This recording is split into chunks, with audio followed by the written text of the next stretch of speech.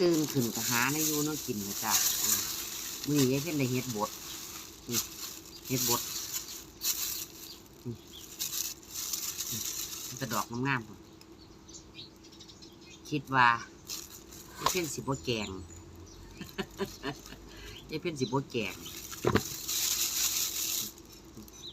เฮ็ดบดมีแต่ดอกงามๆจ้ะพวกนี้แต่ดอกงามๆนี่ดีเด้คนยายเพิ่นสิบ่แกงออกจากถุงก่อนจ้าออกจากถุงก่อนยายเพ่นสิบ่แจงมึงไหมยายเพ่นสิปาดขาดีๆยายเพ่นก็สิต้มซุปยายเพ่นสิซุปเฮ็ดเมนูซุปเอาซุปกระแสบซุปกระแสบสิซุปเอาจ้าสิซุปเอาอ่อนๆดอกอ่อนๆดอกบานอยู่แต่ว่าอ่อนดีคิดติ๊กตอกหาเมนูหาเมนูเซตน้องยินนี่ได้แล้วนี่ได้แล้วไอ้เป็นสิเฮ็ดซุปสิซุปจ้ะต้มซุป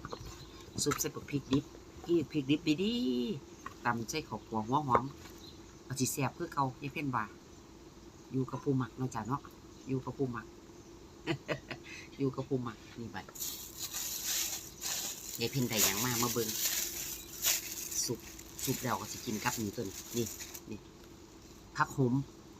กินกับผักโหมที่เป็นสิลวกผักโหมกินกับซุปเห็ดพวกเจ้าว่าเข้ากันบ่สิว่าเข้ากันอยู่บ่คนแต่แซ่บบ่พวกเจ้าว่าคนเพราะว่ามันสิแซ่บคักอยู่ดิแซ่บคักอยู่คนโอ้ยผักโหมอ่อนหลายเติบอยู่ดิจ้ะหลายเติบอยู่คนพวกนี้งามค่ะอีหลีคนลวกเฮาลวกออกมาแล้วเฮาสิน้ำปลาใส่จักน้อยมันสินัวจ้ะมันสิแซ่บลวกผักโขมกินกับซุปเห็ดโอเคลวกผักโขมกินกับซุปเห็ดโอเคแซ่บ แซ่บคักนี่เอาก็สิมาเด็ดนี่หากมันออกจักน้อยนี่ก่อนลวกเด็ดหางมันออกก่อนลวกเนาะจ้ะเนาะโอ้แซ่บคิดเมนูแล้วก็ต้องแซ่บ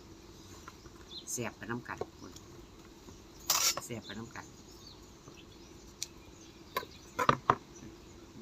ปาดออกสิเขาก็ต้มแล้วเขาก็มาฝักแหลกๆเขาก็มาสุกจ้วเขาก็มาสุกมันก็สิแซ่บซุปใส่พริกดิบแซ่บรสพี่น้องคิดว่าสิแซ่บอยู่ คิดว่าสิแซ่บเลยจ้ะคิดว่าสิแซ่บเอาทำอาหารก่อนค่ะ